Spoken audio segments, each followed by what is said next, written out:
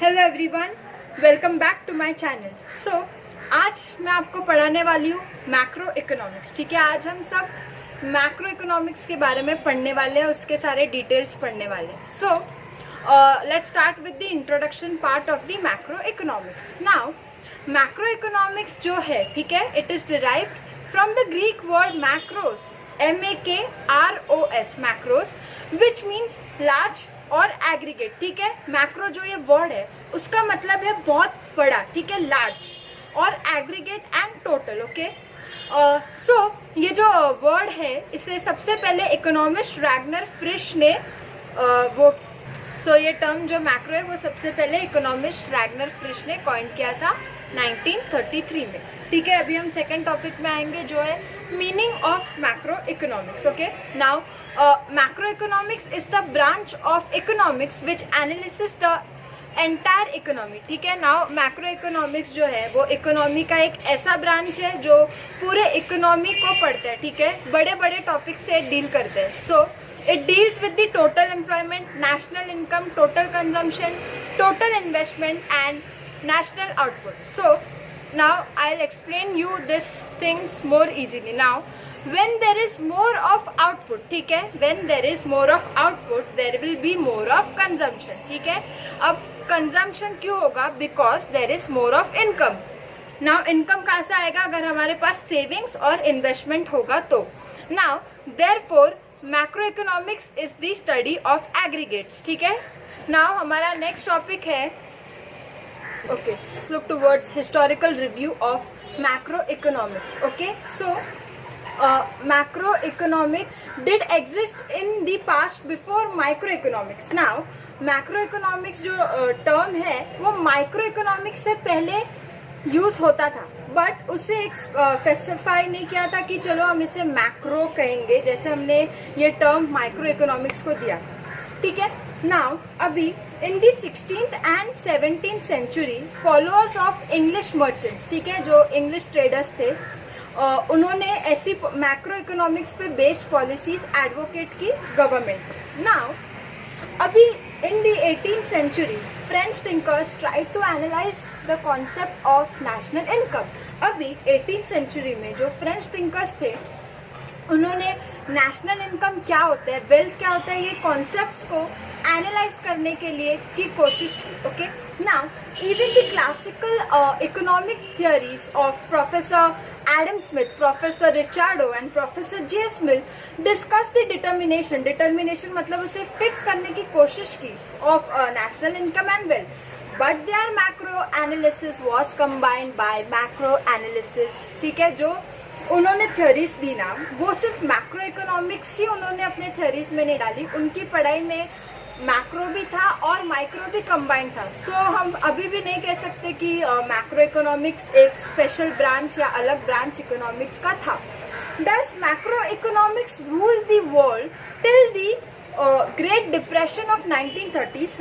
सो ये great depression जो हुआ था स्टॉक मार्केट गिर जाने के कारण हुआ था, ये टेक्स्ट बुक में नहीं है, I am giving you for your extra knowledge. Okay, now after the great depression Lord Maynard Keynes published his famous book General Theory of Employment, Interest and Money in 1936। ठीक है, अभी 1936 में Lord Keynes ने अपनी book publish की जिनमें उन्होंने macro economics को स्टडी ध्यान रख के किया। ठीक है, now Keynes used macro economics approach to analyse economic problem. अभी केन्स ये एक ऐसा जन है जिसने टोटली मैक्रो इकोनॉमिक्स एनालाइज किया। ठीक है, उसने पढ़ा।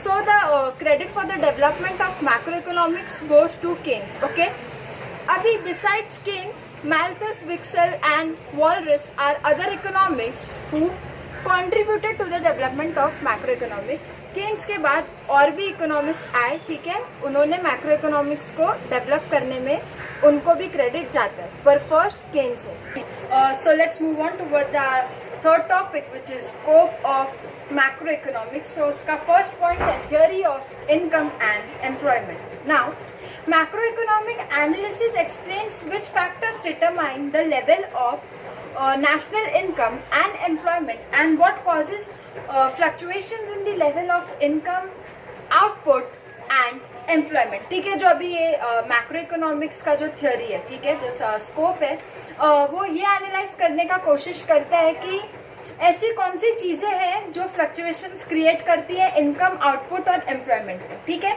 To understand how the level of employment is determined, इसका मतलब एम्प्लॉयमेंट कैसे फिक्स किया जाए, we have to study the consumption function and investment function, ठीक है। तो उसे पढ़ने के लिए, उसे और डीप में जानने के लिए हमें consumption function and investment function पढ़ना पड़ेगा, जो 8th चैप्टर नेशनल इनकम में I will explain now. Second point is theory of general level and inflation. Now, macroeconomics analysis shows how the general price level is determined and further explains what causes fluctuations in it. Now, the study of general price level is significant on account on problems created by inflation and deflation. So general price level हमें इस चीज के लिए काम आएगी कि एक country के इन्फ्लेशन और डिफ्लेशन गिर रहे हैं, बढ़ रहे हैं, उसे स्टडी करने के लिए. Now third point is theory of growth and development. Now, macroeconomics consists of the theory of economic growth and development. It explains the causes of underdevelopment and poverty. It also suggests strategies for accelerating growth and development. Now, जो हमारा ये third point है, theory of growth and development. So, I will just give you one example and your concept will be clear. So, let's consider two kids, okay? Now, ठीक है, एक बच्चा बहुत healthy है और एक बच्चा बहुत वीक है. सो नाउ इफ अगर एक हेल्दी बच्चा डॉक्टर के पास जाएगा तो डॉक्टर उससे क्या सजेस्ट करेगा कि you are perfect, okay, your health is very good, और अपना बैलेंस डाइट रखना और ऐसी रहना, ओके. और जो वीक चाइल्ड है उसे डॉक्टर क्या सजेस्ट करेगा कि अपना डाइट इम्प्रूव करो, ठीक है, उसे मेडिसिन देगा.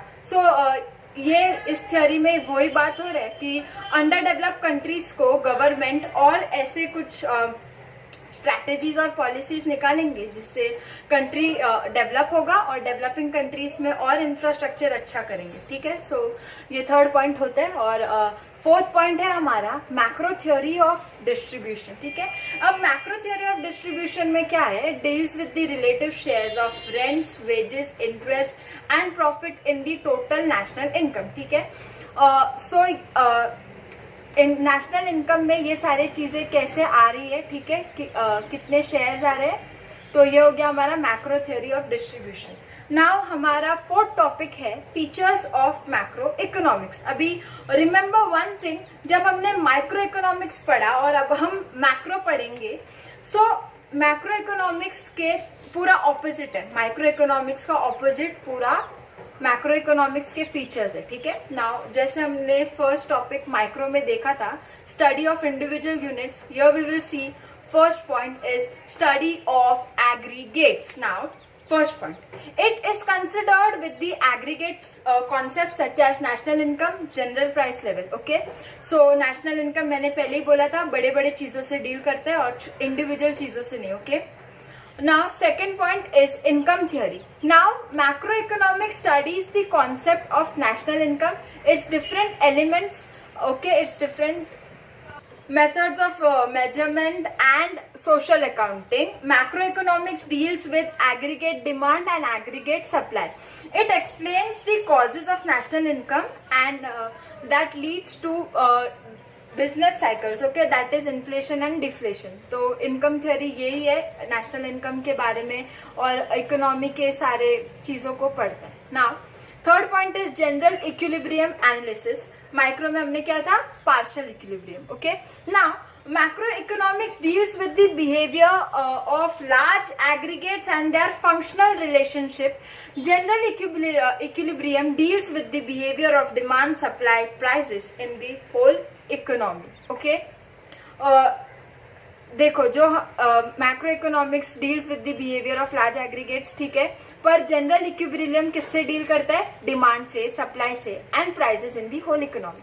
Now fourth point is interdependence, okay.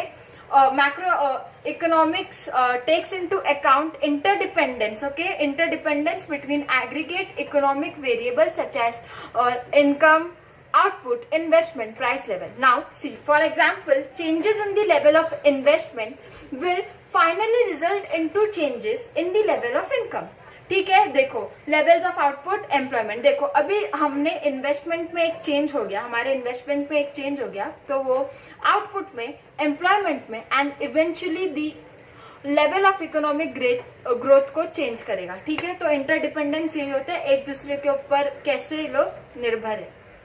Now fifth point is the lumping method. Micro economics में we had done slicing method. ठीक है, जो मैंने एग्जाम्पल दिया था पिज्जा का, so I will be giving that example here also. Micro economics का जो स्लाइसिंग मेथड है उसमें we just take one slice of that pizza. ठीक है, and we study that thing. But macro economics में we have to study that whole pizza. Okay, so ये हो गया हमारा लंपिंग मेथड, पूरे एग्रीगेट को पढ़ना. Now, sixth point is the growth models. Now, macroeconomics studies various factors that contributes to economic growth and development. It is useful in developing growth models. ठीक है, अब जो growth models क्या होता है, जैसे हमने पढ़ा स्टडीज की कौन सा फैक्टर्स है जो कंट्रीब्यूट करता है ग्रोथ एंड डेवलपमेंट कंट्री के. ठीक है, so these models are use for studying economic development. ठीक है, remember for economic development.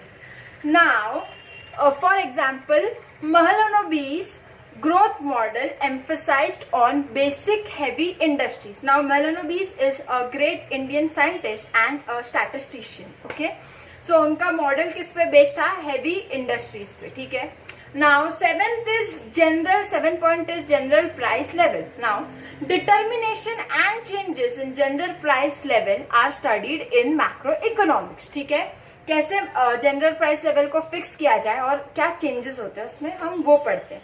So general price level क्या होता है, it is the average of prices of goods and services currently being produce in the economy. Done, 7th point is done. Now 8th point is policy oriented.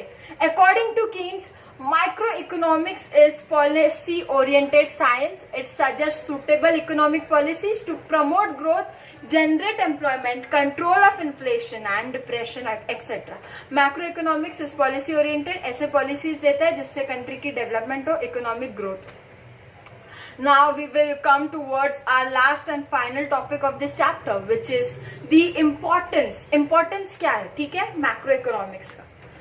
So first point here is functioning of an economy. Macroeconomic analysis gives us an idea of the functioning of an economic system. तो macroeconomics जब हम पढ़ते हैं तो हमें एक idea मिलता है कि हाँ चलो इकोनॉमिक ऐसे फंक्शन होता है एक कंट्री का. ठीक है, it helps us to understand the behaviour pattern of aggregate variables in a large and complex system.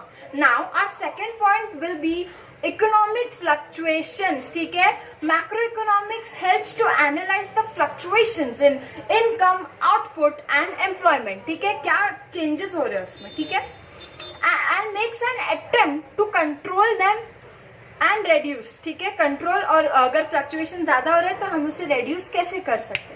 Now our third topic is national income. Now first let me tell you what national income is. So national income is the total amount of money earned within a country. ठीक है, national income हो गया the total amount of money earned within a country. So study of macroeconomics has brought forward the immense importance to study of. देखो जब हम macroeconomics पढ़ते हैं तो macroeconomics पढ़ने से हमें एक चीज तो क्लियर हो गया है कि हमें नेशनल इनकम पता होना चाहिए.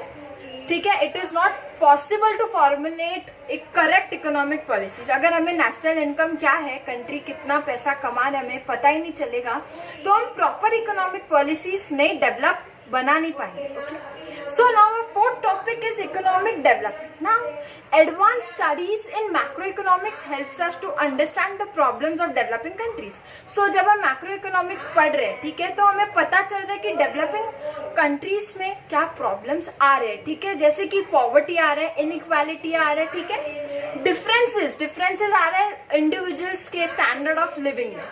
तो जो इकोनॉमिक डेवलपमेंट का थ्योरी है वो हमें ये it suggest important steps to achieve the economic development. So now our fifth point is performance of an economy. So now देखो, national income estimates are used to measure the performance of an economy over time by comparing the production of goods and services in one period with that of the other period. ठीक है, तो एक economy कैसे perform कर रहा है वो हमें नेशनल इनकम के थ्रू पता चल जाता है. तो ये हो गया हमारा fifth point, performance of an economy. ठीक है, now six point is study of economic variables. To understand the working of the economy, study of macroeconomic variables are important. ठीक है, main economic problems are related to economic variables such as behavior of total income, output, employment and general price level in the economy. ये हमारा 6 point done. Now the last point of the chapter, okay, is the level of employment. Now macroeconomics helps us to analyze the general level of employment and output in an economy. So जो level of employment है एक country में, कितना employment हो रहा है, कितना घट रहा है, ओके, और आउटपुट कितना हो रहा है इकोनॉमी का. सो ये हमें पता चलेगा लेवल ऑफ एम्प्लॉयमेंट से, स्टडी करने से, एनालाइज करने से. सो इसी तरह हमारा फर्स्ट चैप्टर आज फिनिश होता है. सो गाइज, अगर वीडियो अच्छा लगा तो please like, share and subscribe and don't forget to comment that down. Okay, bye, take care, study well.